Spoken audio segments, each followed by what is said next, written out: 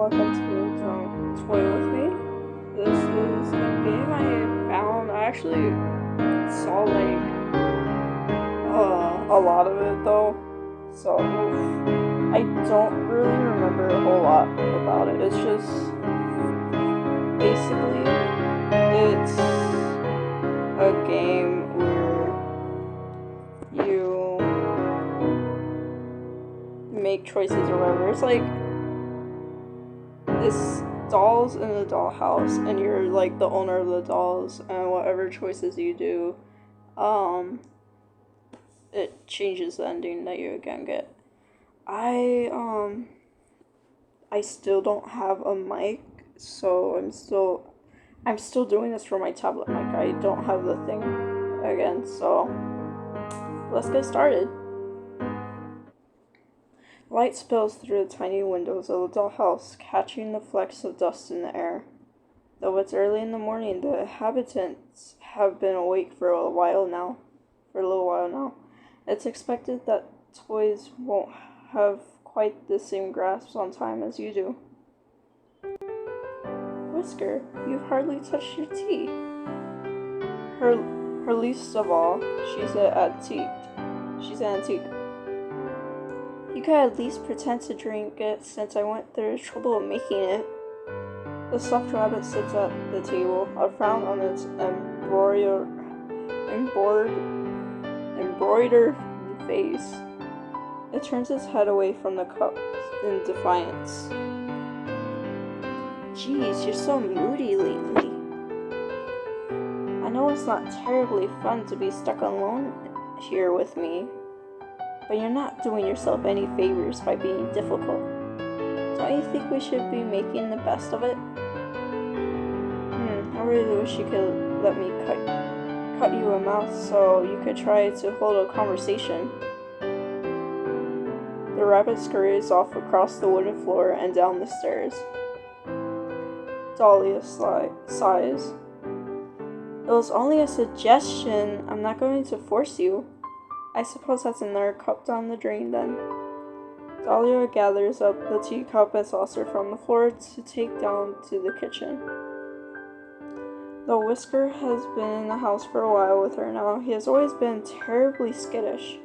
The kitchen holds the rest of the tea set, always ready for a hypothetically tea party that thus hasn't come to fruition. The rabbit wasn't about to sit at the table with her. Thinking back on it, she was terrible at recalling who it was that used to sit there with her. You're listening right now, aren't you? I'm fairly certain I could hear you out there.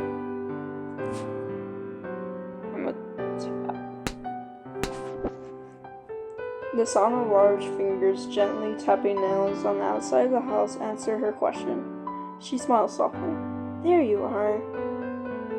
Maybe you could join me? I'm not sure how you'll fit in here with me, but I'll welcome you anyway. Oh, I forgot to save it.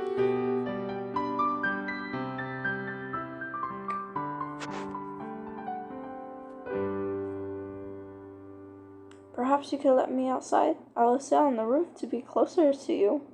You know better than give her her way on that. The cracks on her face tell the story of a previous excursion outside the house. She's met with silence. Her smile holds patiently for all of 10 seconds. Fine, then I won't be entertaining you either. If the urge to be reasonable finds you, I'll be reading in my room. She storms out of the kitchen and up the stairs. You decide to give her some time to cool off while you leave to run an errand. You have a feeling she'll line up when you retrieve your new purchase. The dollhouse is a little cleaner than it was this morning. Dahlia has spent some time dusting and picking up. She prefers her home spotless, or at least she used to. Now it seems she settles for clean enough and she never bothers with the attic anymore. She idly straightens the decorations on top of her wardrobe in her room. A heavy thump quickly undoes this. She turns, looking around in surprise. Hesitantly, she peers out of her bedroom door and down the stairs. Whisker is already in the foyer investigating.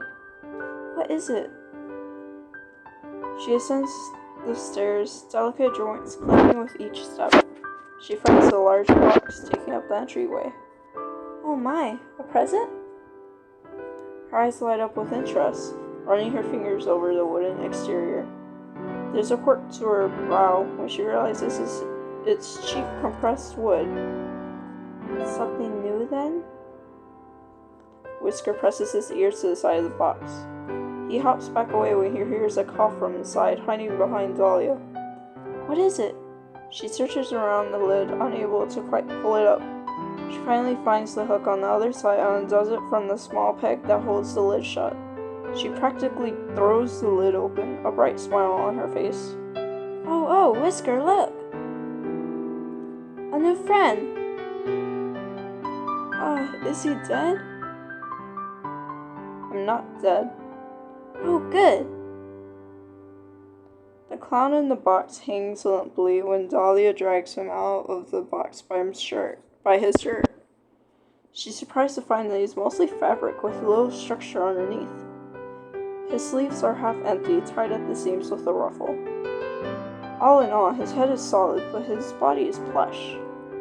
Hello, new friend.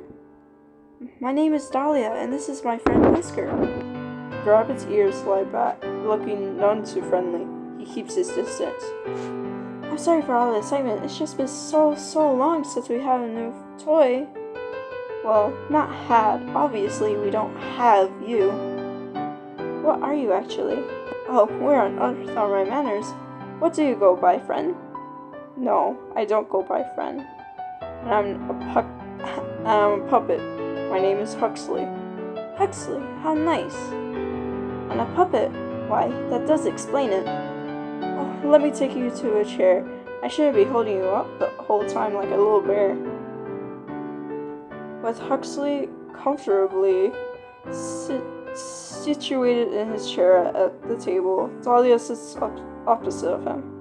She all smiles, even though the clown looks so sullen. Here, have some tea. Oh, can you hold the cup? Have a silly straw. Thanks. Despite the thanks, the clown doesn't make any move to drink the tea. Are you alright, Huxley? I don't expect you to be quite as excited as me, but you look so upset. I'm not upset. But what is there to be excited for? You've taken me out of the box, and here I am to sit in another box. The only difference is that I'm not the only one in this box. But that makes all the difference, doesn't it? I do enjoy watching Whisker, but he's not one for conversation. And now this won't be such a lonely place. What do you want to do? I'll show you that there's fun to have here. I don't want anything, thanks. Oh. Well, surely that isn't true. Everyone wants something. Do you want some quiet? We could lie on the floor and watch the star projector. If that's what you like to do. No. We're trying to find something that you want to do. Do you want to tell jokes? You are a clown, if you like. Did you hear about the clown car that crashed out in the middle of nowhere? There were 30 casualties. I don't think I get that one. I'll try again. What do you get when you boil a clown? A laughing stock. Oh, that's funny. Clown soup. I bet it would have polka dots too. Oh, let me try. A clown named... I can't pronounce it. Pargalotsi goes to see a therapist. Oh, darn it, I messed it up. You are a funny lady, Dahlia. Oh, you smiled. Oh, don't stop just because I pointed it out. I'll start getting an idea. You're determined to sulk. Sorry. I just haven't told any jokes in a while. No audience unless I brought it out just for that. So I stopped. What's the point? The point of telling jokes? The point of coming up with jokes if I only get to tell them when someone gives me the time of day. I don't like being a puppet. The only choice I get is not to participate. So I started doing that, opting out. Oh, so you just don't do anything? Nothing I don't want to do. Which I don't want to do much lately, so.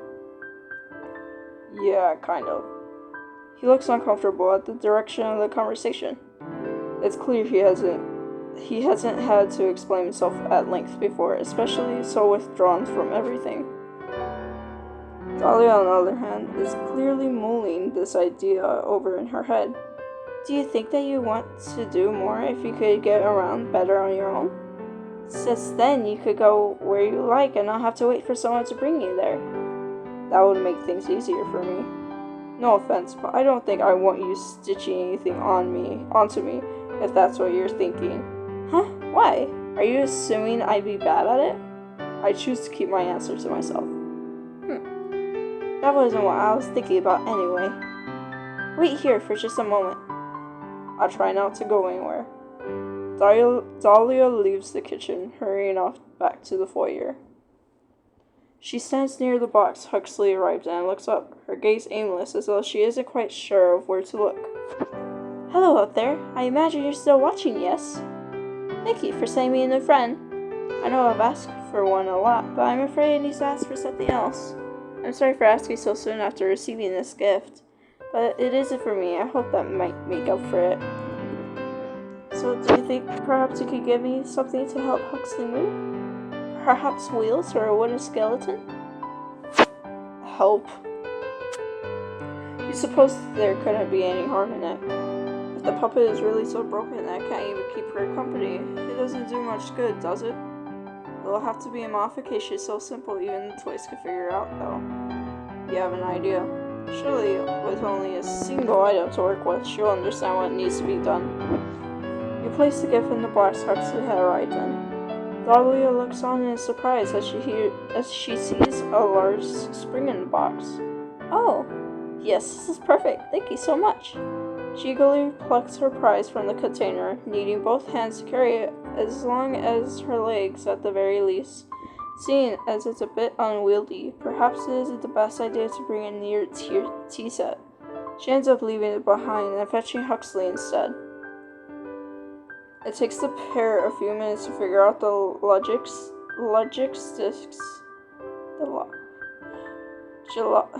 I can't speak anymore. It takes the pair a few minutes to figure out the logistics of the attachment, but in the end, it is sewn securely to the opening of Huxley's body. He takes a moment to get used to the balancing on the spring. Ah, this certainly is different. I think I'm getting the hang of it though. And this serves to take some practice. That's what the railing's for. At least you have to get better at jumping. Perhaps soon you'll be able to leap from the landing to the upper doorway in one go. She laughs at the idea, but he seems to be seriously considering it. Perhaps so. Everything else is upstairs, right? What about the back room? More stairs, unfortunately. That's the doorway to the attic. And what's up there? More stairs? The ceiling, silly. And some old odds and ends. Some things you just don't have a place for in the house. But they still have to go somewhere. Perhaps we could eventually convert it into a bedroom for you. Your cruelty knows no bounds, Lady Dahlia. Making a man able to jump, then putting him in a room with a low ceiling? Oh, I didn't mean... I know, I'm only teasing you. For someone who kept wanting me to line up, you sure aren't good at recognizing a joke. Oh, don't tease me. But I'm happy to see you're in better spirits. I am. I've never had something like this. Though, is this really okay? What do you mean? Nothing. I don't like being a puppet, so I don't know why I should feel odd about becoming something else. Like a jack-in-the-box? I would never. I mean, to say, I'm not getting back in that box. Of course not, but you have to sleep somewhere. And I suppose the box can stay here in the foyer. We can make it into a table, or use it as a chest. I just don't want to have to carry it up the attic, Whatever you want to do with it, it's not mine. But yeah, I guess that makes me a jack out of the box. which I will also never do. Dahlia tilts her head in confusion once more. Huxley spares her any explanation of the joke. I'm actually feeling a little fidgety now. I think I want to give the stairs a try. Will you show me the rest of the house if I make it up? Of course, and if you can't, I'll carry you up. I'll make it up even if I have to drag myself up. Just, maybe go stand out of the way just in case. With some time and effort, and a couple of paintings knocked off the wall, Huxley manages to make his way up the stairs. Dahlia feels perhaps a few new cracks were added to her face from the worry with which she watched when he twice spilled backwards down the stairs. Luckily, the clown was not so delicate as she was. He bounced like rubber. Perhaps that's what he was made of. The thought remains in her mind that she will have to remind her new friend that she is much more fragile than he is. But for now, she hurries up after him to congratulate him and show him around the upper floor. The linen closet isn't exactly a room, but it's important to show regardless. The bathroom is slightly more important, of course, though perhaps less important than it would have been in a real house. Huxley notes the lingering smell of paint and powders in the bathroom. It must be where Dahlia touches up her face. And lastly, Dahlia brings him to her bedroom. I don't think I ever had anyone in here before. Well, aside from Whisker. You don't think so? Where's that little guy anyway? I kind of expected him to join us for the tour. Oh, don't mind him. He's so jumpy these days. I couldn't even tell you why. Perhaps he's less confident without the other plush animals around. There used to be more? I can't seem to recall. I know I knew a teddy bear once. Perhaps he was a friend of Whisker's. She frowns, brows furrowed in concentration. Huxley watches on with concern. Is remembering things a regular problem for you, Dahlia? In a sense, I suppose it is. Very little changes in the house, so the days tend to blend together. If I have trouble remembering something, I'd be hard-pressed to know whether it's due to forgetfulness or because it happened longer ago than I realized. I've recently started writing in my journal again though, so that should help with the more recent days.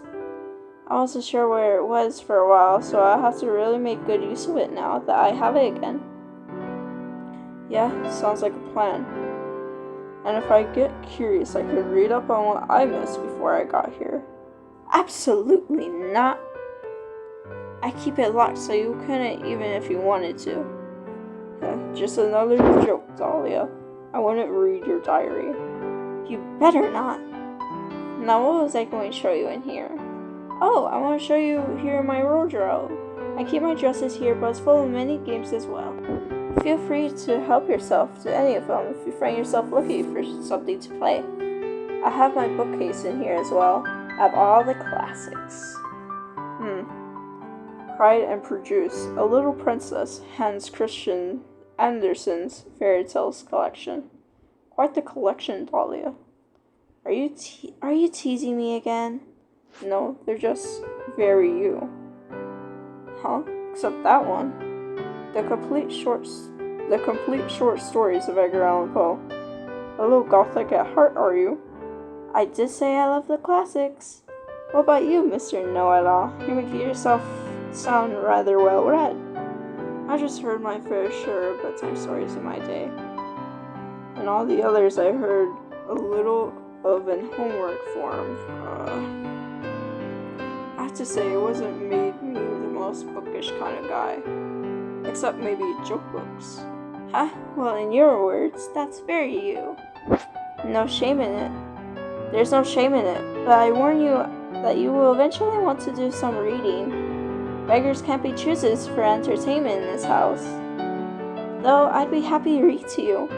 I see you now. I'll let you know if I have trouble falling asleep here, then maybe I could use it. It's refreshing to see Dahlia looking so lively again after so much time spent by herself in the dollhouse. She's had her problems in the past getting along with other toys, but the clown seems to be a good choice. entertaining as a jester should be, but not so energetic that he would impose upon her lifestyle. She considers herself to be an elegant lady after all, and some wild fool would certainly find themselves met with friction when it came to living with her. Hopefully they continue to get along. In the following days, they seem to adjust well enough. They play their games and have their tea together, and even Whisker seems to be more at ease with Huxley there. It's a point of concern in some ways. Hopefully the rabbit doesn't come to be too affectionate with the clown. Oh my god, baby. But for now, it's happy days within the dollhouse. You find yourself watching them regularly. Today, they've gathered in the attic to improve Huxley's sleeping area. I'm sorry we don't have a better place to keep a lot of these things, though I'm happy the bed is finally seeing some use. It's not too bad. The spiders have been keeping me company at night. Spiders? Well, probably just little mites. I have wondered about some of the things you keep up here, though. Don't just change the subject after mentioning spiders. Are there really spiders up here? Ha, no, I was only joking, Dahlia. Ah, you better be. Horrible creatures. Now what were you wondering about? Well, I know some of these things seem out of place here. The paintings, sure, they make sense for you to have, but there are some old brass knickknacks in here that don't look like any of your other stuff. Like this big brass horse head. It's a knight! But you are right, it doesn't look familiar. And there's some old clothing up here. Oh, I really haven't cleaned up here in some time, but I didn't think there was anything but spare decor items. What sort of clothing is it? Well, I found some bow ties, like the formal kind, not like my ribbon. And no offense to our dearest Lady Dahlia, but they wouldn't really suit you. Do they belong to Whisker? No, Whisker doesn't really have many belongings to speak of. Whisker shakes his head to confirm this. He only has a little bed in my room and a few little toys of his own. Though half the time he seems to prefer playing with balled paper more than things I make for him. One doll's trash is a rabbit's treasure. Goodness, my arm. I'm almost certain that that's not how the phrase goes. Well, in any case, they seem like men's clothes to me. Though I did see some old hairbrushes and things as well. Not ones that match your sets, though. Do you think some of this was left from whoever lived in the house before you? I suppose that's possible. Though it seems stranger to me that the owner wouldn't remove such things before placing me here. Maybe the owner hoped for a more masculine doll. I'm sure I'm exactly what they're hoping for. They've had me for this long, after all. Well, the owner doesn't seem to be interested in doing much to your home regardless, so maybe they didn't bother with this. Or they're using your storage for their extra things. Oh, I hadn't considered that. And they get quiet at times, but that doesn't mean they lack interest. They love me, and I love them too. You two should get a room then. Or, I guess, a house. Oh, hush, there's no need to be jealous, Huxley. I'm sure that they love you too. You wouldn't be living here if they didn't find something appealing about you. It must have been my sparkling personality then. Perhaps it was. Right. Well, I don't have any doubts that they're just tossing me in here for your sake if they really love you so much. What do you mean? Well, you have told me a few times just how lonely it is in here without someone to have conversations with. And here I am. Well, I'm happy you're here, but I doubt it's just for me. It's all the same to me. As long as they leave me be, I'm just fine. Oh, that's just silly, Huxley. I know you enjoy their attention if you got it. Doubt it. Such a sourpuss. I suppose we'll find out the next time they do decide to check in on us regardless. I'll be holding my breath until then. The conversation comes to a stop as the pair go back to cleaning, but it leaves you with some thinking to do. It has been a little time since you initially purchased the clown, so you had a little time to get to know about him more than more so than you could have known, taking him off the shelf. At this point, see, I must say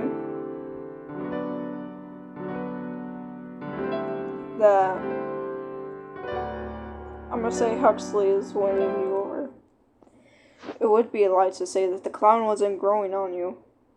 Though at first he did only bring him to the dollhouse in order to provide Dahlia with some company. He's a funny little guy in his own right, even if not always through his jokes.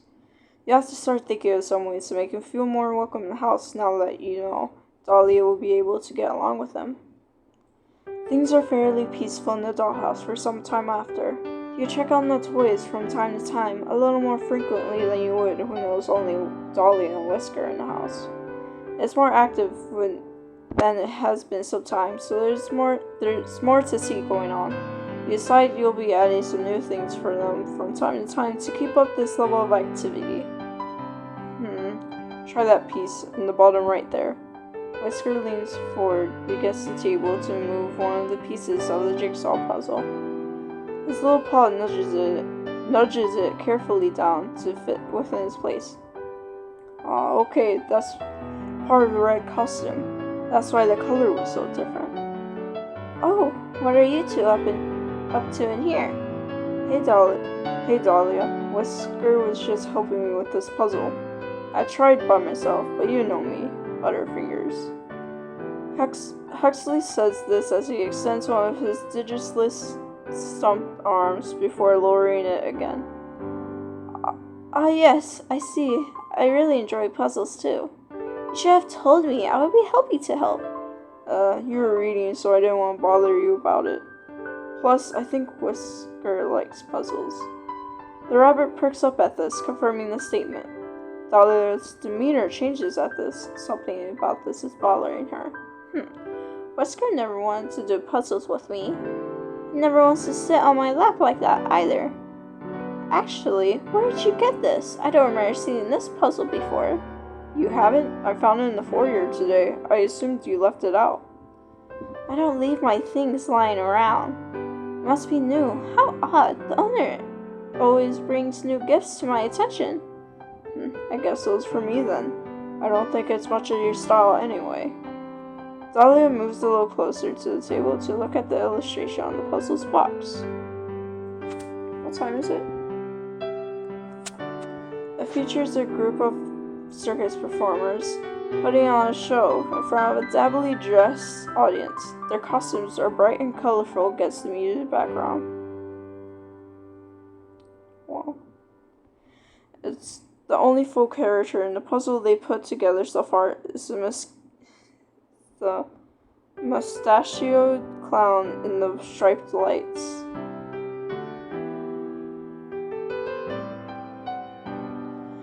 Yes, I suppose it would have to be for you then. Something wrong, Dahlia? You could still put it together with us. Not wrong exactly, but was this the only thing in the foyer? Yeah, I didn't see anything else out of place. Well, you two enjoy your puzzle then, I suppose. I have other things to do. What's up with her, Whisker? You think she's mad at me? I hate guessing games like this. I guess I'll ask her about it later. Dahlia makes her way up to the attic and knocks on the ceiling of the house. Are you up there? I know you had to be here earlier.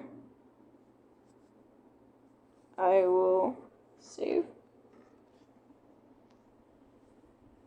And I will remain silent. I know you're there. Quit ignoring me. You're doing this on purpose. You're just trying to upset me. She's being so melodramatic, but you did somewhat expect this from her. She's never taken well to having shared attention, though you're a little surprised that she's already noticed you giving him attention over a single small gift. He didn't even thank you or give you credit for it, so it's not as though he's going to be seeking your attention out because of a puzzle. Well, since you don't plan on answering me, you should know I'm feeling very cross with you about this. Between leaving me alone in here for so long and then immediately turning your attention to your new friend, I'm feeling very replaced. So I expect you to do something to make this up for me. A fragile body and a fragile heart. The porcelain doll drama queen exits the attic. You might consider getting her something as well to cheer her up. But at the same time, you don't want to encourage her to indulge in such dramatics every time you do something with Huxley. And you know she'll catch on if you make it a pattern. For now, you just have to ignore this outburst. You leave the dollhouse alone for the rest of the day. Next morning, you decide to check on the group around the breakfast time. Luckily, it looks like everyone's relaxed again as they are all spending time together. Okay, so, is it Quish? Is it Quiche? Oh my god. It's Quiche. It's Quiche, Huxley. Quiche. Are you paying attention? You look ready to fall asleep. I never get up this early. My head feels empty and my body feels boneless. You don't have bones. And I'm not sure if your head is empty or not, actually. Do you have glass eyes like mine? Wait, you're distracting me. I'm trying to give instructions. Sorry, Lady Dahlia. Please continue. Well, I was going to have you dice the vegetables for the quiche.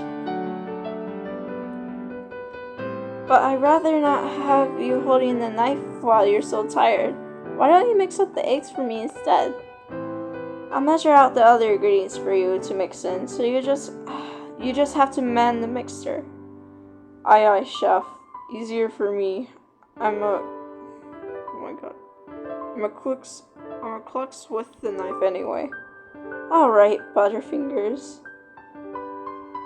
Did she take that seriously? The group gets to work on their complex breakfast dish. Dahlia works efficiently as she dices up their various vegetables into little cubes that will suit the size of the dish. She occasionally moves to check on Huxley's progress, but he seems to have things handled.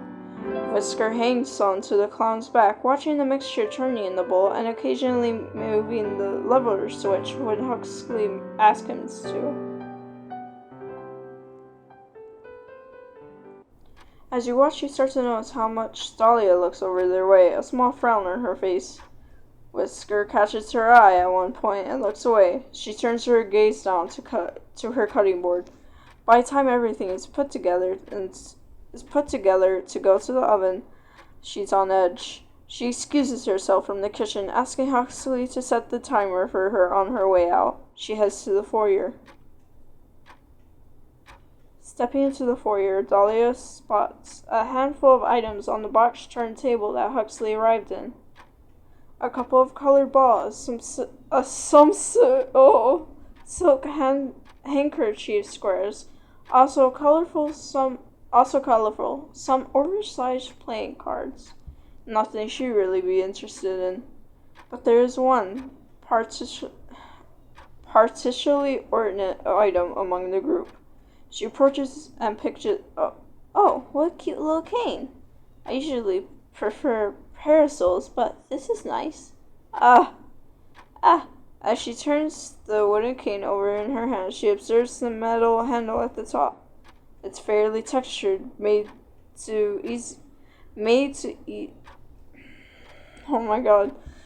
textured, made to easy to grab, even without wrapping fingers all the way around it.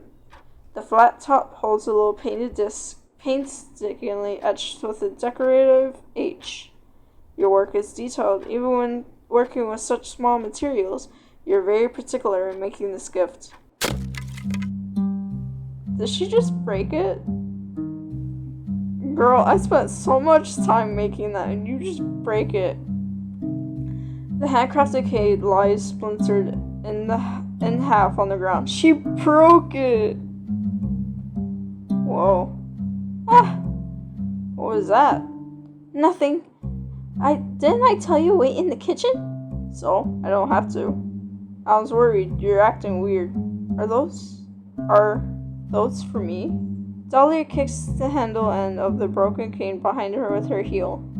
Probably. Looks like all of it is for you.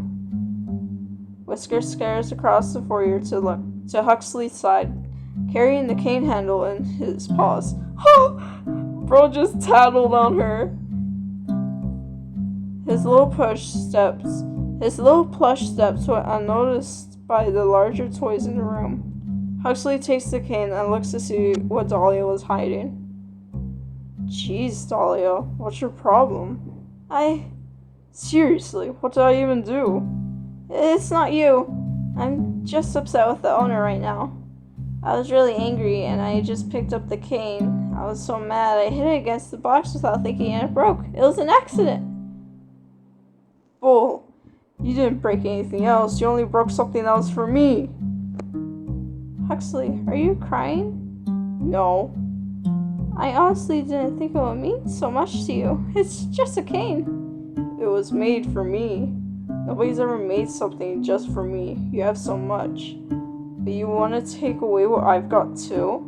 It was an accident. Bro. You already admitted you thought about it. That's enough. You're very upset with Dahlia for this, and you see Huxley getting pretty worked up. Best to separate them for now, bro. And put Dahlia where you don't have to look at her for a little while. Oh. I think that's kind of messed up, though. But you put Dahlia away in her room and locked the door.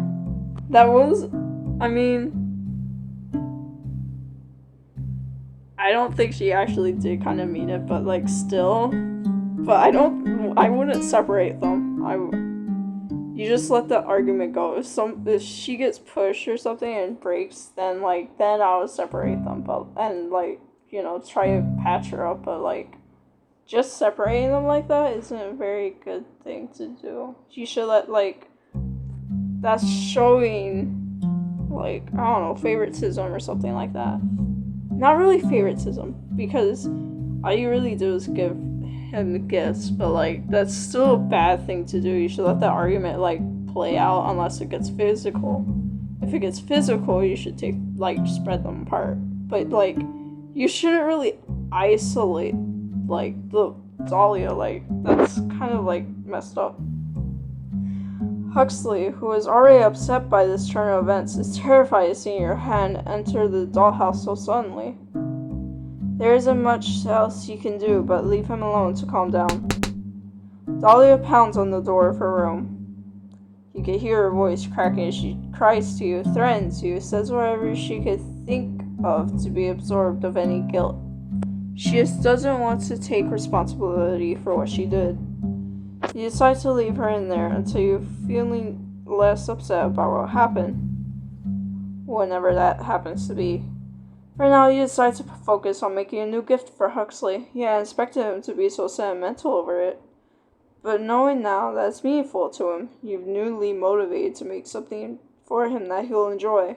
If he's willing to accept something like that from you, even with his fear of your physical presence, it's a good first foot in the door to actually bonding with the clown. But what to make? I will this. A portrait, a new bed, or remake the cane. I didn't realize the little spider thing on the little menu. I think that's a pretty cool little thing. I will remake the cane. Right, the cane really meant a lot to him. He originally thought of it as a convenience item to help him reach things around the house that were difficult for him without hands. But you wanted it to be personal for him as well, hence the elaborate customization. While not the most beautiful miniature you ever crafted in the house as a first for him, it still holds some meaning. You decide to clear the remains of the old one once everyone is asleep, then you make it anew. Over the next couple of days, you leave the dollhouse alone to work diligently on the cane for Huxley. Did you ever put Dahlia back with Huxley? I would put her back. You imagine he would like some time without you looming over the house after what happened before. However, you know that before you can present him with this cane, you have to try to get things back to normal within the house. It's time to check on Dahlia. You never... Oh, You find her lying on her bed, completely despondent. She's fully dressed, though you can't be sure whether that means she's been getting up every day to get ready, or just hasn't changed into her pajamas since you put her here. You unlock the door with a click. She's immediately alert. You're back! I thought maybe you were gonna leave me in here forever. I'm sorry for acting out before. I shouldn't have destroyed something that you made. Well, this is a surprise. But you doubt she'll learn much from this, even if she's trying to make up with you now. You should consider my feelings too, though. It's not about the gifts specifically. You know that, don't you? Oh boy. You aren't sure what to do in response to this.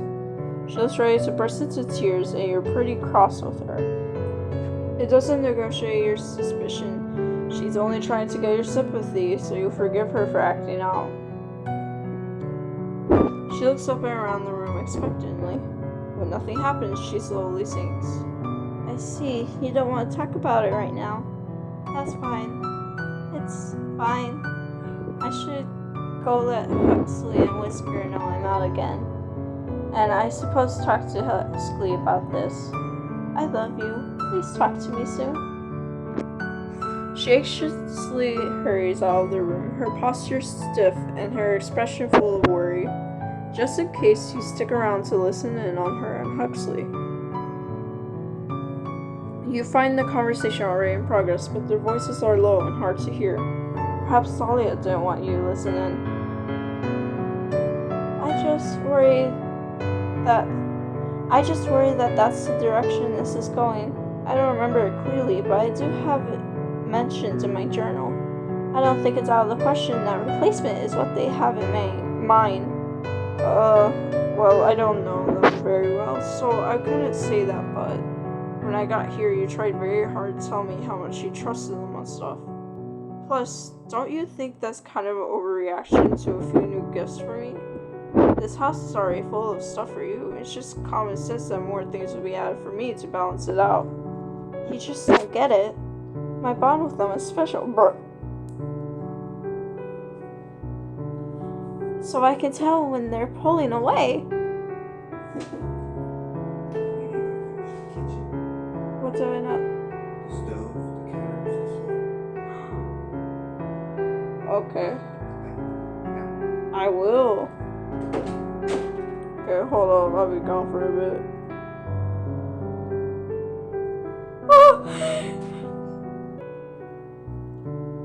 You guys, I'm back. It's like a day later, and I'm back. Look at the time.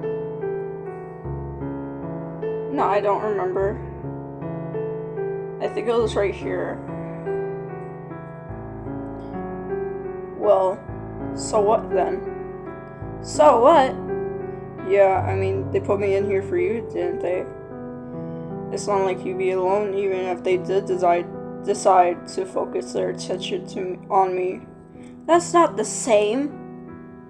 Oh. I'm not trying to say I don't like you, Huxley. I like you a lot. You're my friend. But the owner, that's something else different entirely. My friendship with you makes me happy, but you don't give my life purpose. Nobody can do that for you, Dahlia. I know you think you're made just for them, but here's the thing. You have no purpose. Nobody does. Nobody can give you one. That's the awful truth. You have to get by in life by your own will. Or just spin your wheels like I was when I just gave up. It's your own choice. And there's no pressure to live for someone else, but there's no drive outside of your own wants. And that's difficult, but it is what it is. But that can't be possibly right. And how would you know anyway? You spent your whole life just moping around hating what you are. Just because you lack any purpose doesn't mean I do too. I should have known better than to confide in you. You don't get it because you've never been anyone's favorite. Well, I'm Whisker's favorite. Ooh.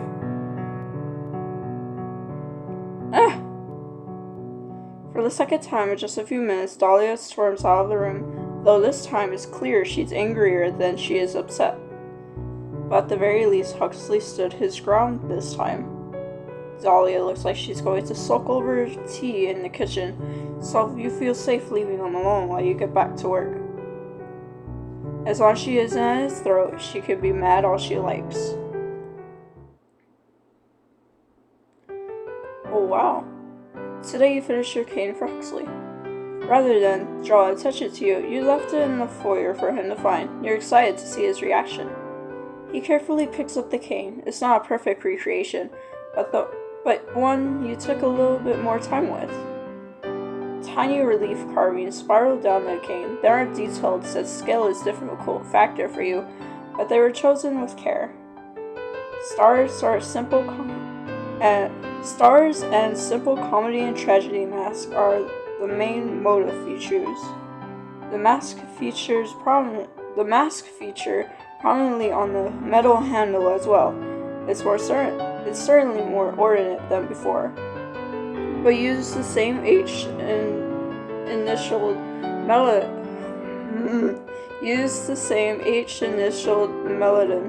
as before as the inlay. A careful reconstruction of the original gift with a little extra love put into it to make up for the loss of the first. He holds it with his arms, standing there in quiet thought before he breaks the silence. You're probably around, right? Right, there you are. Geez, I just realized I don't really know how to talk to you. Especially since I've been avoiding you. You had to have noticed that. Sorry about that, and thanks for this. I really didn't think you cared about me at all. It's said to be pretty easy for you to just think of me as some object for your entertainment. But you surprised me. Don't think I'd be dressing up all swanky to match this thing, though. It'll be for knocking stuff off the shelves and helping me get up the stairs, and that's it. Dahlia steps down the stairs, frowning as she looks at the conspicuous cane in the foyer. Huxley's initial joviality clears right up, seeing how she's looking at it. Ah, that cane. I suppose I should keep my distance then. What do you mean? It's not like you break it a second time. I told you that was an accident. You're still trying that, huh? I guess I didn't mean to imply you wouldn't break it again out of the goodness of your heart anyway. You only wouldn't break it because you got in trouble for it the first time. And I suppose you had the time of your life with me while locked away in there then, didn't you? Not having to deal with me encroaching on your time with Whisker or the owner. Perhaps I should worry of how you might think up of ways to get rid of me for longer than that. You're just trying to get a rise out of me now. How so? It's the truth. Unless you think everything I do should be about you too. I'm the only one who hasn't been acting that way over you after all, so I would understand your confusion. Why are you so jealous of me? Jealous? There's nothing to be jealous of. The owner is only giving you attention because you're a novelty. You're new, and they'll get bored of you. Shut up. And even if they do, whatever. Whisker's my friend. I thought you were too, but whatever. One is plenty for me. At least he cares about me. You never care about anyone but yourself. Whisker quietly enters the room, having heard the commotion and his name being used. He looks especially worried. That's not true. I care about the owner, or else this wouldn't even matter to me, because they care about me too. Oh yeah? Then what happened to what you said before about their silence being fine with you? They can ignore you all they want, as long as they aren't giving attention to anyone else. You're not sure at all about whether they care about you. You're worried you're just a toy to them. Because you put all of your worth into getting their approval. You make yourself miserable, Dahlia. So stop coming up with ways to blame me for that. Neither of us control what they do. Neither of us can know for sure how they feel. Neither of us can guarantee we're more than just possessions for them. So it's pointless. If you don't want to be my friend, just leave me alone. You sit in silence for a moment. Is that really how he feels about you? Even after you went out of your way to make him feel welcome? He's right about Dahlia's insecurity, but maybe he's the same. Maybe he just can't trust you. You don't like it, but it's hard to completely disregard his point of view. You aren't in the same position at all, and he knows it. Surely he realizes how long you dealt with Dahlia and her dramas, though. If you threw out toys every time they were difficult with you, you wouldn't have any. Dahlia returns from the kitchen. Huxley? What? What do you want, Dahlia? You really don't understand a thing. You're in everything, don't you get it? Dahlia. Dahlia holds a kitchen knife in her hand. I was wrong. I can admit that. One of your friends was wrong. It should have been just us. Even Whisker doesn't need to be here. Whisker is quick to flee. He bumps into the box, knocking the lid open. He uses it for cover. You're acting nuts. Even if you want the king so bad. If you want the king so bad, just take it. I just won't have anything. It's better than whatever this is. I don't want the stupid cane. I just want things to be like they were. Dahlia, please. You're scaring me. You begin to reach in for Dahlia. But she lunges before you can even come close. You're doing it on purpose. Going on and on about how much it doesn't matter to you, about how you aren't even trying. It just comes so easy to you, doesn't it? I like the art in this game too, though.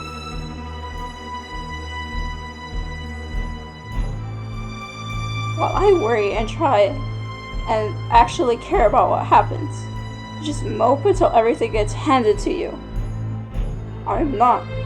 Please, I'll just go. I'll ask him to take me out of here. That's not good enough. I need to know that you won't come back. Dahlia.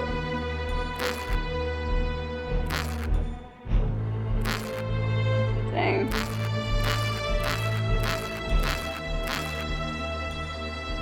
Oh no. With the knife swinging, there isn't much you could do but wait. She stopped moving eerily into the attack. She even tore out his spring and tossed it across the room. Not that he had been able to use it to get away. Oh. He's barely recognizable as the puppet you chose by the time she stands up over him. His rubber head was split right up in the middle and now lay splayed on the ground like open butterfly wings. It's like each half of his face is a mask, each displaying a different emotion he held in his final moments. His lining is shredded, his stuffing tossed every which way. He's beyond salvaging. Whisker, you aren't always so bad, so I'm sorry about this. He stepped away from the dollhouse. How did things go so wrong so quickly? You need to find something to put Dahlia in. You can't leave her in there, but you don't want to pick her up while she's acting like this. The knife is the size of an X-Acto blade to you, but you don't doubt she would stick it right through your hand if you gave her the chance. Assuming she didn't go for a vein instead. You find a jar that should be about the right size and grab a large paintbrush to shove her into it and return to the dollhouse. You met with a burning smell and the sight of smoke exiting the windows. You find Dahlia sitting in the attic. In the brief time that you were away, she set the room ablaze. Whoa, I like this art. You can smell some sort of accelerant. It makes you wonder if she put some thought into this before about what she would do. It occurs to you to attempt to scoop her into a jar, but the fire is already creeping up the sides of her dress, her hair. Menu? I am going to leave her. Huxley's right in a way. She's in hell of her own making. And never has it been so clear as now when you see her being taken by the flames. Cracks form from the heat and her clothes and hair burn away. You look away. You start to think there is never a possibility of either of you being happy in this arrangement. It's both a punishment and a mercy to let her burn. You leave to grab a pitcher of water for the fire. To scale, it's small and fairly contained. The only damage is to the dollhouse. Still, you move your paint thinners and repair supplies off your table and spritz down the surface with water to catch any stray embers. And you wait. You don't put out the fire until you're sure she's been reduced to nothing more than porcelain debris. You take some responsibility for the situation. After all, it was your dollhouse. You were in charge of it. But things are clearly beyond any redemption. You're not sure when you'll be up to it, but you'll just have to start over fresh, a new home, maybe new toys. And you'll be sure your control is known to the undefiable so this never happens again. Ending to be the doll maker, the monster maker. Oh. What if I choose the other one? I'm gonna save her. Ah! The house is definitely ruined. Huxley and Whisker are beyond saving. Horrible as she has been, she's the only thing left. You reach into the dollhouse with your tools and scoop the burning doll into the jar. It's lucky for her that you chose a glass container, or you wouldn't have had the option. You hurry her into a bathroom, the lid held over the jar should try to keep the smoke from escaping. It's not quite enough to smother the fire. Oof.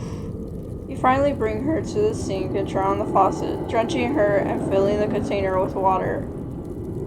By the time you've done all this, her cotton clothing has been ruined. Her wool weft hair has easily burned away. Her paper flowers are only ashes in the water. She's naked and charred and unrecognizable. But she's alive. Try as she might to convince you otherwise by seeking motionally to the bottom of the jar. You have to remake her. The damage is extensive. Some good art. But she's a monster of your making. You'll breathe new life into her, and hopefully this time you'll get it right. Ending 2A, The Princess Ashpuddle. Now I will go to this one. I'll say Dahlia remains his favorite. You still feel Huxley is better suited as something of a distraction for Dahlia. Flawed little thing that she is, you wouldn't have kept her this long if you didn't have some attachment to her. Especially how poorly she gets along with other toys. She is quite lucky that even though she's so much trouble, you have quite the sentimental view of her. Hopefully the clown learns his place with time and stops bringing down the mood for her. If not, you can always make some adjustments. But nothing can last forever. It's clear enough that the honeymoon phase is coming to an end by the argument you find already in progress when you check on the house today. Huxley, you picked out our game 3 times in a row. We're going to play what I want to today. You literally offered me to let me choose. You can't say you don't care what we play and then take it back because you don't like what I picked. I didn't know you were going to pick the worst one when I said that. The worst one? You seemed fine with it the other day. But fine. Let's play this one instead. You like Parlor Detective, don't you?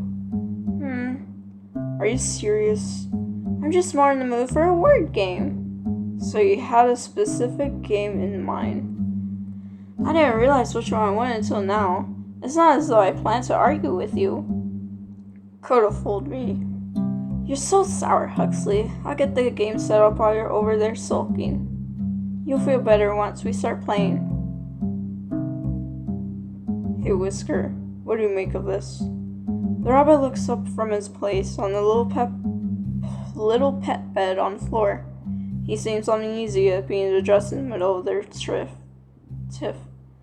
Whisker doesn't even talk, Huxley. I know you're playing some joke. Whisker, do you think Dahlia's already started the game without me? I'm still setting it up. because I'm starting to think that we're playing charades or ESP tester. Or maybe just mind games. I don't think expecting you to take me at my word requires you to be psychic. The only funny thing about this is how silly you're acting over some board games. Yeah, well, maybe I'm not in the mood for your kind of game. So you're pitching a fit over not getting your way? Ha, that's rich. No, if you just said what you wanted from the beginning, I wouldn't care. Honestly, if you wanted to watch paint dry and you were serious about it, that'd be fine with me. But I'd rather drink paint than get jerked around. Then enjoy the taste of your new colors. I'm not in the mood to play anymore. Dahlia shoves the little letter tabs and the game board back into the box she had been removing them from. Even Huxley looks a bit surprised at this reaction, but primarily he looks irritated. It's odd to see him so worked up. Though he has been more lively since Dahlia helped him get back on his feet, it's rare to see him feel so strongly about anything. The general state of the ennui he carries himself with leaves little room for such emotional outbursts, not beyond a sarcastic remark anyway. So seeing him like this, it's a little worrisome. Once the game is put away, Dahlia moves to push him along toward the door, meeting resistance when she does. What are you doing? We're not going to be playing anything, so I want some time to myself. Get out of my room. How mature of you, Miss Dahlia. Really befitting a lady of your caliber. Out! The clown finally exits the room. She slams the door behind him. With him gone, she sighs and presses her back to the door. It takes her a few moments, but she gathers herself and straightens out her dress and then her hair. When she looks around and sees Whiskers no longer in the room either, she sits down on her bed and takes up her diary and pen from her dresser. I swear, I can't count on anyone to just be civil. She begins to write. You decide to leave her to her own personal writing. Next morning, you decide to check in on the dollhouse to make sure things have cooled off from the day before. Dahlia is waiting in the kitchen, presumably for the other toys.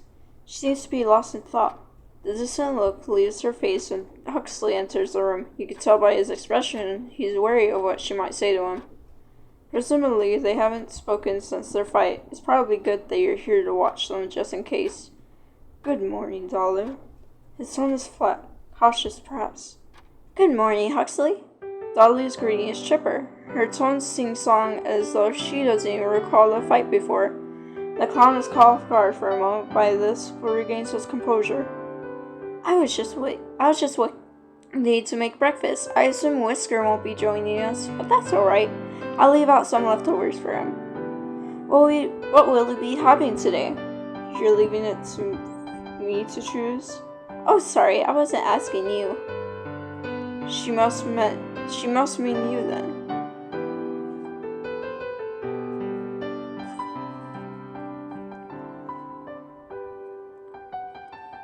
I have no idea what that word is. I'm gonna choose it.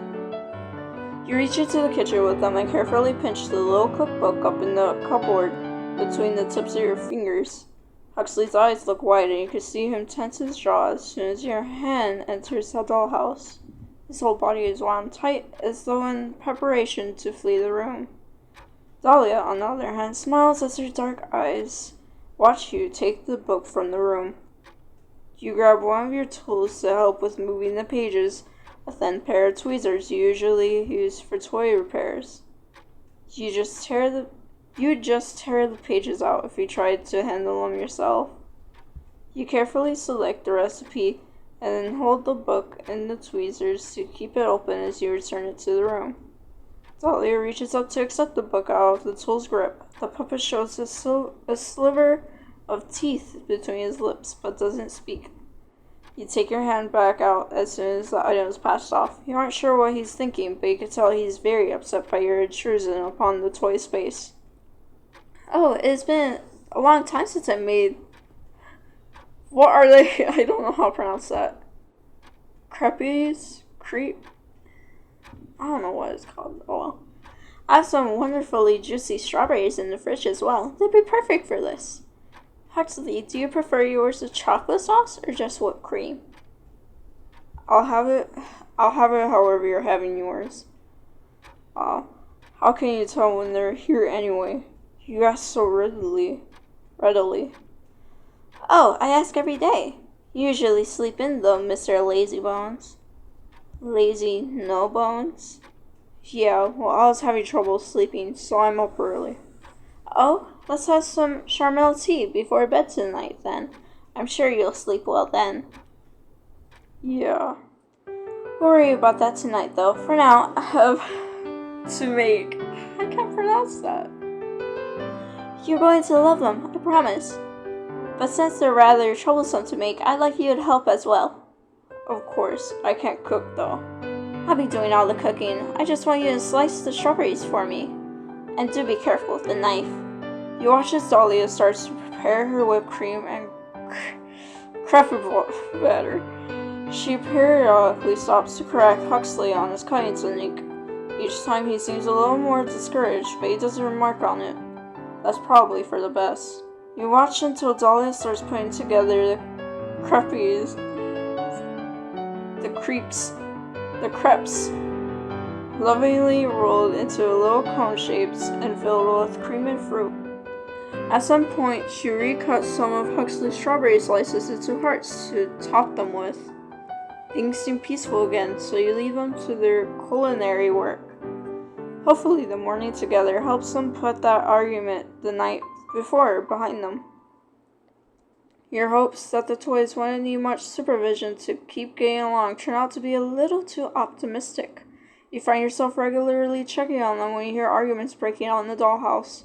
Despite Huxley's original harsh demeanor towards Dahlia when she would snap at him, you find he's becoming more and more upset by these developments. You never really took him for the emotional type. You're not sure what to make of it, but Dahlia is convinced that he only has crocodile tears for her. Even so, you find yourself worried about the state of the dollhouse if they continue to bicker this way. You only brought Huxley in as a way to keep her entertained and to provide her some company that would actually talk to her, but you're starting to wonder if that was the right decision.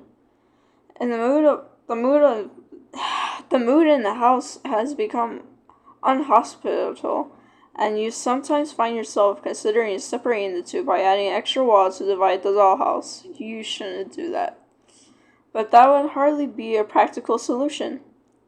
Like every other day, you find yourself checking on the dollhouse when it becomes too quiet. You need to see what the two inside are up to. You see Dahlia is currently having some tea in the kitchen by herself. She seems fairly content, but you did hear another fight earlier. You check on the attic for Huxley next, expecting to find him moping by himself in another rough day. But he's not there. What is he doing there? You watched in silence. Whisker rests on the pet bed in the room, and his head turns to look at the clown as he crosses the room. Huxley brings an arm up to his own face and mimes a shushy noise. A little difficult to do without fingers, but the rabbit seems to understand. He lays his head back down, and Huxley continues across the room. He lingers at the bookshelf, bending down to examine the spine of each entry there. He checks the board games as well. Not finding what he's looking for, he heads to the dresser next. His eyes wander over the basket of flowers and the clutter of small desk items Dahlia keeps there.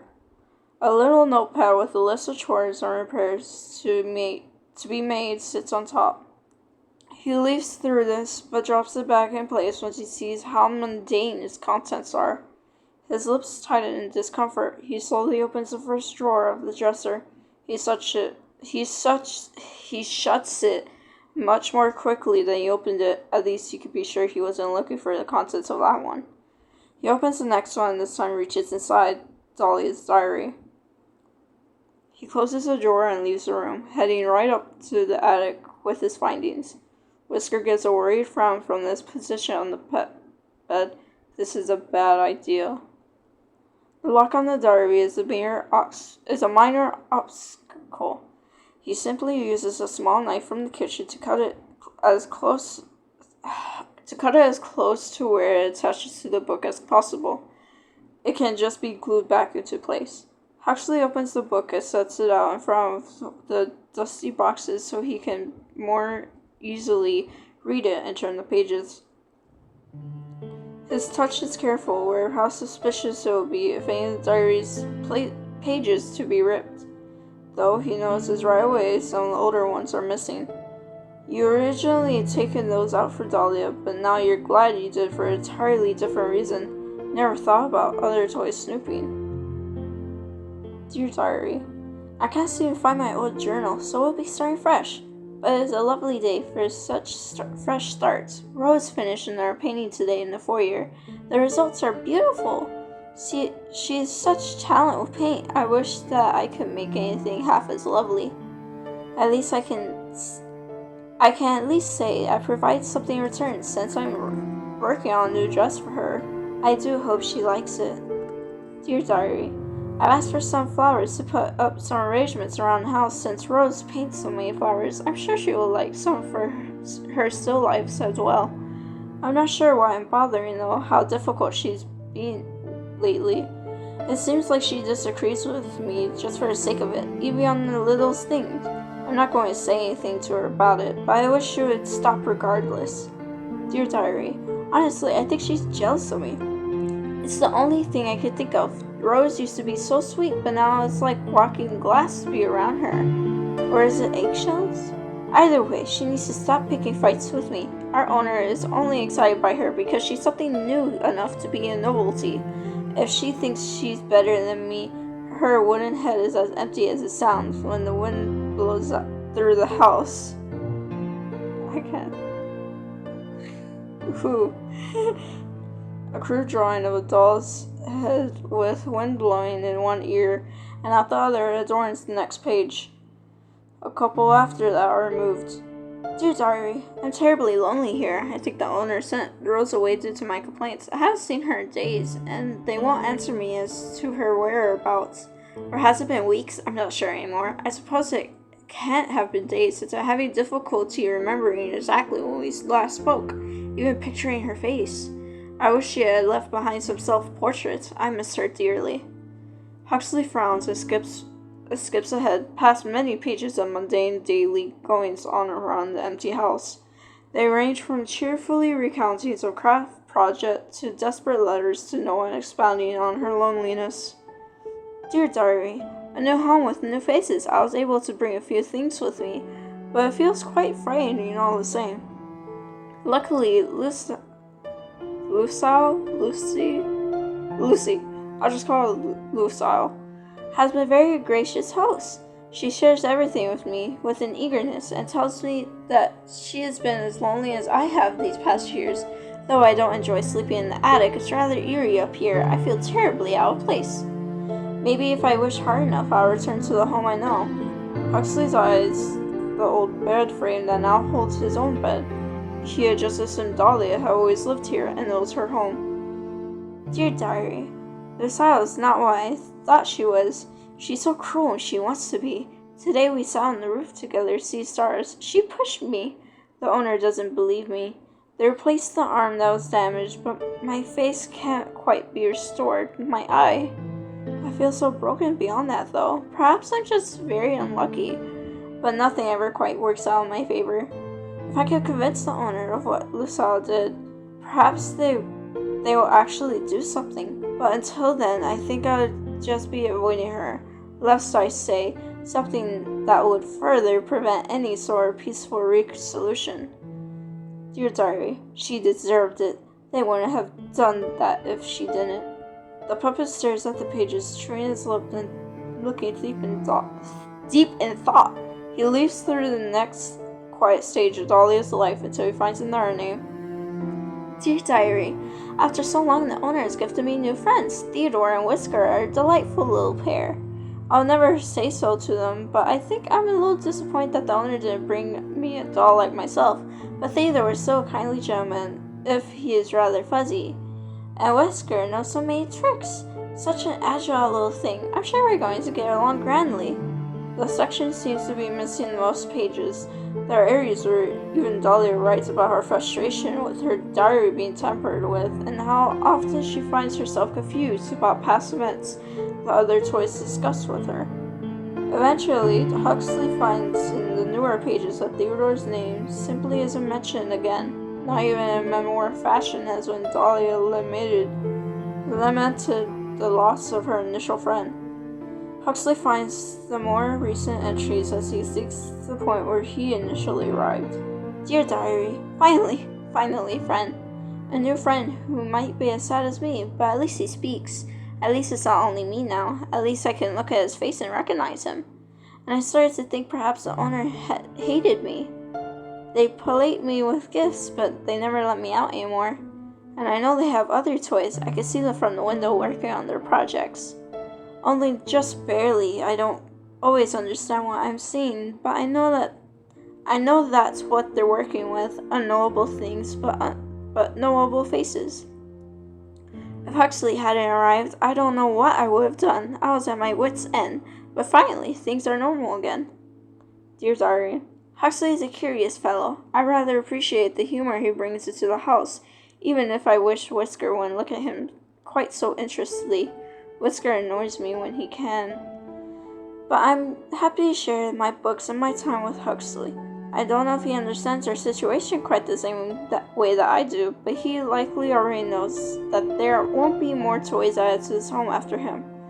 Unless one of us were to be replaced, of course, but I wouldn't let that happen. Wouldn't let either of us be replaced, or wouldn't let herself be replaced. The rest of this is just about things that we've done together. Though she does kind of talk about me as she thinks I'm stupid or something. Huxley frowns and finally closes the diary. That was a waste of time. And now I have to fix the strap too. I remember seeing some glue in Dahlia's scrapbooking supplies. I'll just use that. He leaves the attic to return the book to its original hiding place in the bedroom. Dahlia's already there. Why are you acting like that, Whisker? You funny little bunny. Never tried to play with my things before. Now give my hairbrush back. Come. Huh? Huxley tries half-heartedly to hide the book behind his loose sleeves. Oh, hey Dahlia, Hello, Huxley. Did you need anything? No, it was really quiet up in the attic. Oh, isn't it always though? She smiles, amused by what sounds to her friend like a silly excuse to come find her. I was just brushing my hair until Whisker stormed my brush. Silly little thing. Whisker tenses as Dahlia reaches for him. He squeaks as she picks him up by the scruff. Dahlia, be careful. That looks really uncomfortable for him. Oh, he's just being dramatic. He always is when I pick him up. She tugs on the brush in Whisker's paws. Huxley finally catches on to why the rabbit is acting so strange. He tries to inch closer to the dresser while Dahlia is occupied with Whisker. The book slides right out of his grip and onto the floor when he tries to lean over toward the dresser. Dahlia drops Whisker, her eyes trailing down to where her diary lies on the floor. She looks stunned, but only for a moment. What are you doing? Dahlia, That is my private writing. What is wrong with you? Coming into my room and stealing things? You horrible creature! I had a reason, okay? I'm sorry. I shouldn't have done it. What reason could you possibly have for rifling through my drawers and violating my privacy? I share everything with you, Huxley. I should at least have my own thoughts to myself. I wanted to know what was going on in your head. You've been getting really mean with me lately.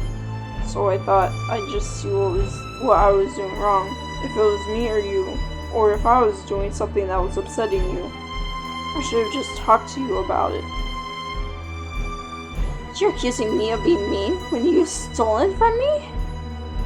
And just how have I mistreated you, Huxley? This is my home, and I'm sharing it with you. I make you food, and I play games with you. I even fixed you. I wasn't broken, you know. And that's part of it. You do things for me, but then you act like I owe you. like you're counting how many favors you've given me to turn in later. Plus, you get so angry about everything if it doesn't go your way. I don't want to feel like I have to watch every little thing I say, or you'll get upset. You have an awful attitude, Huxley. How am I supposed to say being upset by your rude behavior isn't unreasonable? Disagreeing with you isn't rude. So is stealing not rude either? I've already apologized.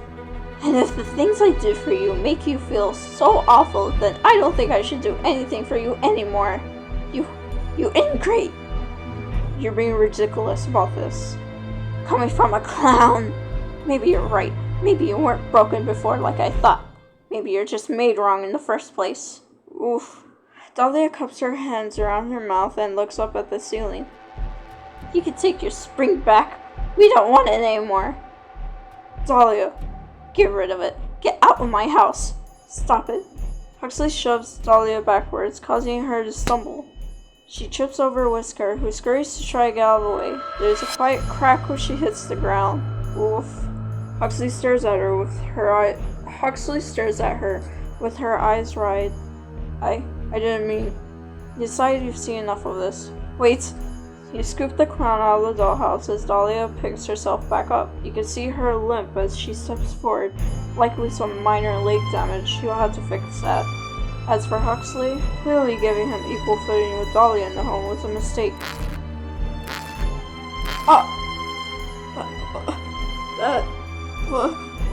You carefully tear out the sections of fabric that keep the spring in place in the puppet's body. Once it's done, you set the metal piece aside.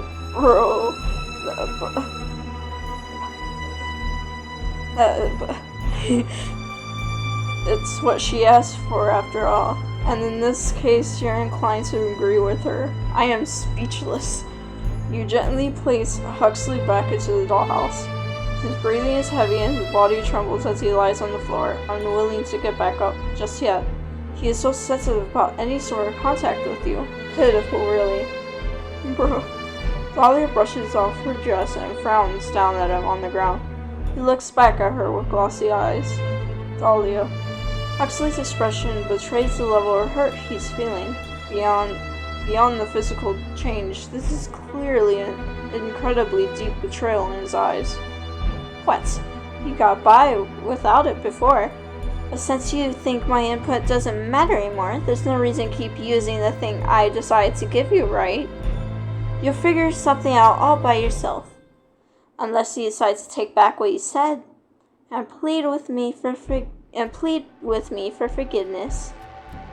Huxley's expression darkens and he goes quiet. The silence hangs thickly in the air, stifling the mood in the room. Whisker looks uneasy despite the look not being directed at him. He's quick to leave the room. Well? Dahlia, if you really think you're right about this, your face isn't the only thing that's cracked. The doll's eyes widen as she shoots the clown an incredulous, infuriated look. Is that so? I guess I'll be taking the attic back as well. You came with a room anyway, didn't you? You sleep in that box. How about you give me your bed instead, since you'll have to sleep in mine if you want to keep me out of it. You're so ridiculous. I thought we were friends, but your jealousy clearly is too much for you to overcome. It's such a pity. Why couldn't you just play nicely, Huxley? I was playing nice. That was my mistake. Just watch yourself if you're thinking about getting mean with me, Harlequin. If you know our other friend will be quick to punish you if you raise a hand to me. Huxley's eyes search the room, passing over the ceiling, the windows. He knows you're watching, which he should. You don't want him getting any ideas considering you already had to confiscate the screen. And just like that, he seems to lose all energy. You're right. It's pointless. So why don't you just crawl into your box? Huxley says nothing as he leaves the room, having to pull himself along the floor. When he reaches the stairs, Whisker at least helps him along, once he's sure Dahlia can't sleep. Dahlia, on the other hand, is looking pleased with herself despite the edge of sourness still affecting her mood. Honestly, can you believe the nerve of him? I did so much for him, and he decides to treat me like this in my own home. Bruh. Clearly, he forgot whose house this is. I shouldn't have expected much sense from a clown anyway. Thank you for looking out for me. I knew you would. We've been through so much together. I love you, my dear. Oof. When you check on Huxley, he really has returned to his box, curled up inside, much like when you first put him in the house. Oof. You imagine that he will get over his mood with enough time. Hopefully, he comes back out with a new attitude as well. You expected a little better when you chose him, honestly. Bruh. In any case, you're glad that little problem has been taken care of. Later in the evening, a surprisingly loud sound draws your attention back to the dollhouse. You check the foyer first. The large mirror near the attic door remains intact. Huxley doesn't seem to be in the box anymore. He must have snuck back up to the attic to sleep. He doesn't seem to be present here either. And it appears the picture frame in this room also wasn't the source of the noise, as it is still in one piece. You already saw into the kitchen from the entryway, and it was completely dark. So that leaves. He decides to check Dahlia's room. Though it's unlikely, she does have decorative window, and it would be possible to break, as well as various glass knickknacks. It looks like she's awake as well, as you see a dark shape on her bed. Closer to the bed, you realize that there is something lying on the floor. The brass night piece? You're putting off the inevitable. You finally move the curtains on Dahlia's bed to look in on her. I like this art. That looks really good. You're here already. I kind of expected to see you in the morning. Whoopsie. I guess it's a little awkward for you, isn't it? Look at Dahlia's remains on the bed. One of her glass eyes rests on the comforter. You painstakingly replicated her original one after she was first damaged. Now there isn't even a face to house it. She is only porcelain, but somehow the sight of her head completely disfigured like this still feels horribly cruel. You're probably still looking at her, right? You spoiled her, you know. It's pretty awful of you to put me in this position, but maybe worse for her. I can't imagine someone gets to be in her position without being enabled in some ways. Maybe that's why she couldn't get along with anyone before me. But hey, you have a new favorite now, right? I like this art. Whoa. Even if you hate me, I'm the only one now. Or do you only like pretty little dolls? Oh, I didn't do anything, Whisker. I haven't seen him since I got the chest piece from the attic. What do you care anyway? If you liked him, you wouldn't have let Dahlia treat him like a pet. Doesn't matter now. I hope he got out. You're probably going to break me now anyway, right? Better he doesn't have to see that, or see her. Now I'm going to go save. I think this game only had 4 endings. Break him. You're sure it's what he wants anyway. Whoa, this art. You easily take the puppet out of the dollhouse and tear him in half in your hands. His fabric body shreds with minimal effort. My finger has a cramp. What a waste. Dahlia is beyond repair. Huxley was a disaster. The rabbit has completely vanished. You have to start over from scratch. You don't even know if you have it in you at this point. Perhaps you'll avoid choosing such big egos in your next project. It only causes trouble when they crave to be in control and knowing you're the only one with any control here. Well, say for instances like tonight, even humans can't control everything. N1A, you spoil her. No. I'm going to keep him. You gently lift Huxley out of the dollhouse. It is well and truly tempting to pick the puppet up and pop his little sculpted head right off his shoulders. But what would be the point of that? You have nothing left, just an empty dollhouse. You're not sure how you managed to lose control of the situation so quickly. You're only away for a little while. You shouldn't have to watch the house for every second of every day and night to avoid these kinds of disasters. You can never stop it when it happened with Dahlia. Of course you can't stop it when it happened with her either. In the end, maybe it was on you for not maintaining a better balance in the household. You can't be sure. You leave the dollhouse alone for now. You may come back to check on Huxley and start the arduous task of attempting to build connection with him. It shouldn't be impossible, even if he is the difficult type. Dahlia was the difficult type too. It took a lot of work to get her to do as you wanted and involved a lot of compromising. Perhaps too much compromising. If you hope to ever introduce new toys to a dollhouse again, you will have to hope you've learned from your mistakes with her. The clown caught you off guard this time, but you'll soon be in control once more. Ending 1B, your new favorite.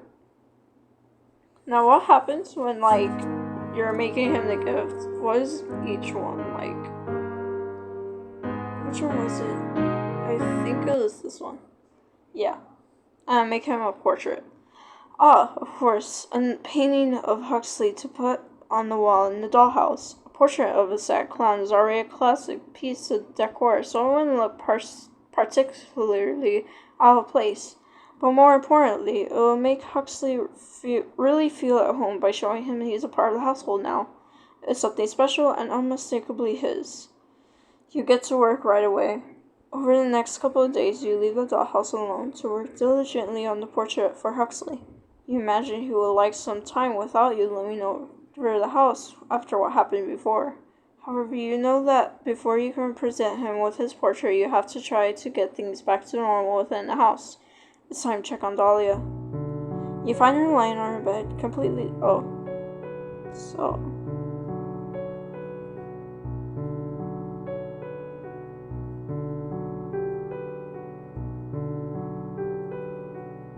What if I press skip? The portrait sits in its frame, resting on the box you arrived in, that the two have taken to using as a clutter-catching table. You didn't think it would be a good idea to hang it, since then they might feel obligated to keep it wherever you first placed it. You want him and Dahlia to find a good place for it in the house. Right now, though, Huxley simply stares at it, eyes tracing over the colorful painting. You originally had intended to make it his resting express in the classic sad clown painting, but you instead decided... I just dropped my tablet. But you instead decided to base the portrait's expression on the passive smile he often gave, seen in his moments of cautious optimism. You feel it represents him more truly that way. He eventually looks up from the picture, turning his head to look around the ceiling as the toys tended to do when unsure of your presence. You're probably around. Okay.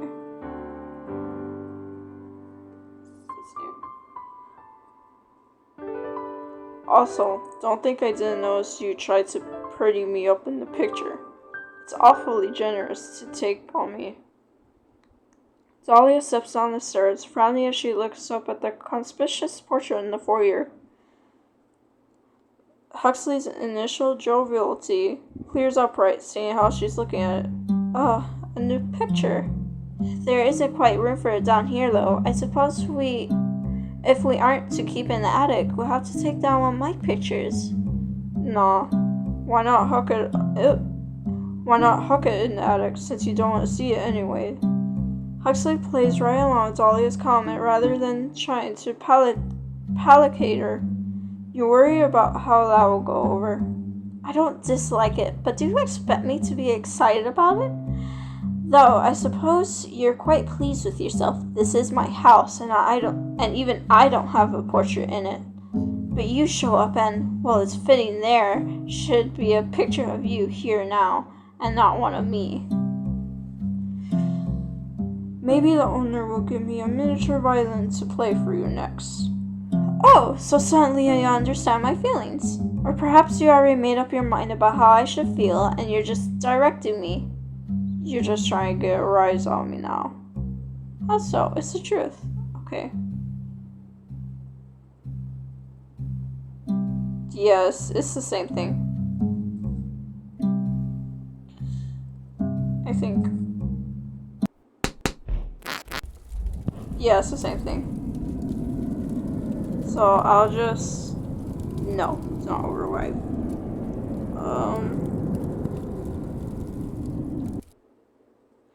I'll just load. I'll do a new bed. Right, he's still sleeping on that rickety old metal frame in the attic that's been there for years. You're sure he could use something more comfortable, and on top of that, you can customize it to be more suitable for him. Perhaps it will look nice with some bright colors and star relief carving on the headboard. Maybe bed knobs that look like circus sea lions balancing a ball in their nose. The idea is ambitious, but your mind is already racing with ideas. You decide you had better to get work right away. Over the next couple of days, you leave the dollhouse alone to work diligently on the bed for Huxley. You imagine he will like some time without you leaving the house after what happened before. However, you know that you could present him with his bed after trying to get things back normal within the house. It's time to check on Dahlia.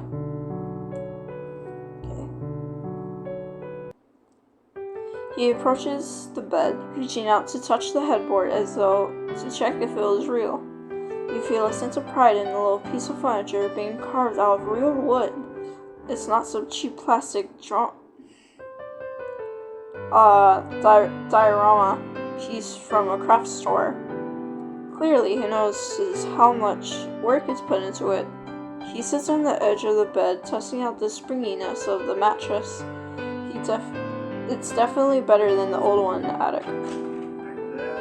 Y'all have a good night, okay? Okay, bye. Can you close my door, please?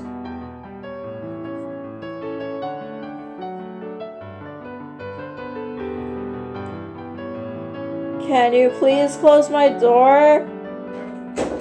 Thank you. My dad was just going to work and he was letting me know.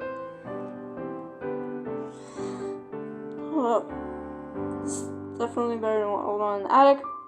It's only your hope that he would feel more at home this way. It's a big piece of furniture that can't easily be ignored, and his style is all over it. Like Dahlia's imposing four-poster bed, Huxley is meant to display he has a very permanent place in the house, and it's all his. Okay. Also, I'm not lugging this thing up the stairs by myself. You'll have to move it. Dahlia steps down the stairs, frowning as she looks at the conspicuous bed in the foyer. Huxley's initial jovialty clears up right at seeing how she's looking at it. Oh, what's this? It's taking up the whole doorway. Huxley gets back off of the bed where he was sitting. I don't think it's going to stay here. It's probably for the attic. Right, the attic. I suppose we'll just dismantle the old one to make room for the new one. Huxley doesn't respond to that. He likely knows it holds a secondary meaning in her eyes. I suppose I have to do it myself too, since you can't really help with that. You're just trying to get a rise out of me now. Also, it's okay. Yeah, it's the same.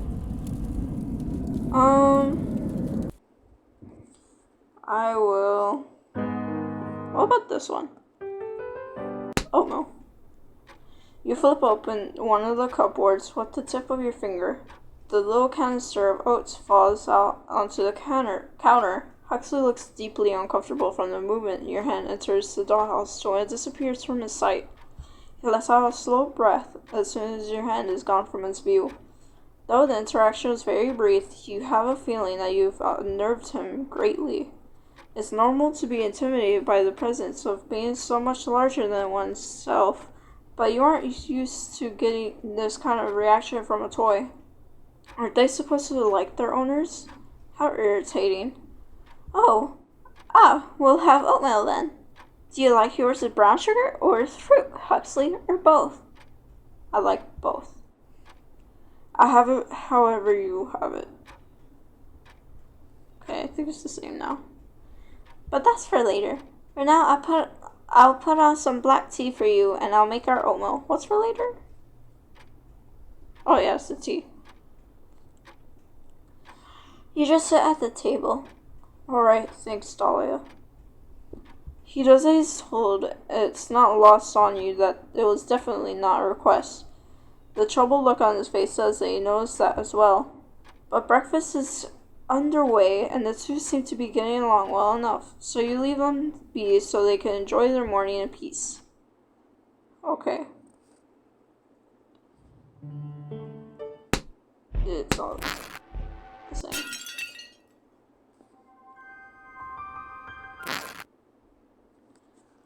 Load. Just remain silent. Dahlia and Huxley wait in silence for your answer. At first you're worried that they'll just stand there until you do something, but Huxley is finally the one to break the stillness in the kitchen by looking aside at Dahlia. Maybe they're not there. Oh, perhaps. I thought for certain they would come see us today, though. Let's wait a little bit longer. I'll just make myself some toast if that's alright. Are you sure? I'm not sure what I'll make, but it'll definitely be better than just plain toast. Dahlia says this as though to tempt him, but it's clear from her tone she's displeased with his attempt to avoid whatever decisions he expects you to make about the food. He seems to catch on to this too. Alright, I guess we'll wait. It's likely to avoid another argument like before, but in a way you're relieved to see him settling into Dahlia's routine. How can you... Okay. For now, I'll just brew us some coffee while we wait. You like coffee, don't you? Sure. Even if you didn't, you sound like you need it today, huh? Just sit at the table. He does as she tells him while she goes put the kettle on the stove. You're glad she has someone else to direct her neediness at, in a way. But at the same time, it will be depressing to watch them waiting around for you to do something. They seem like they're getting along in the loosest sense of the word, so you leave them alone for now. Hopefully Dahlia gets impatient and makes some food. But you're sure, even if she doesn't, Huxley would just steal something to eat later. He's clearly isn't a fan of you, and your opinion isn't something he would wait around all day for like Dahlia. Okay.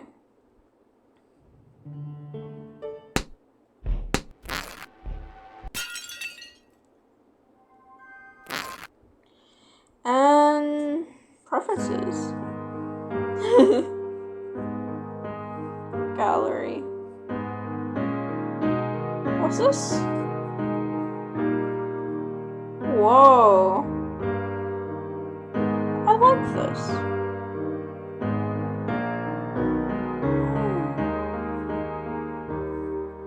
So this is like a little piece that they didn't put in there. I like this though. Why didn't they put this in there? It looks really good.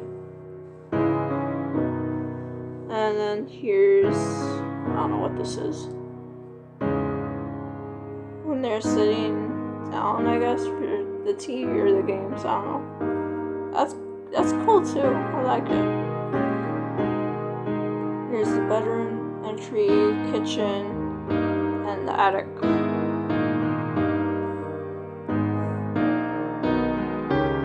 Now, the kitchen and the entry look different, but like they still look really good. Oh, art. Not gonna lie, I think Whisker is probably my favorite. I like Dahlia's design and Huxley's. Whoa. this is the endings are on the top. They're on both, but like, oh, poor Whisker. I probably did the faces. So this is for the ending where Dahlia kills Huxley. What is at the bottom left corner? I really like this here. And I think that's it. Yeah, that's it. Okay, so that's it for Don't Toy with me. This was I really like this actually. This was a pretty good game, in my opinion. I'll definitely want to play other games like, you know, by this person. I like the art in it too, like, whoa.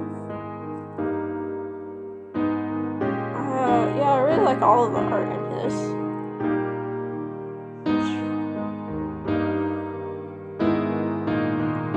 So, bye, and I'll see you later.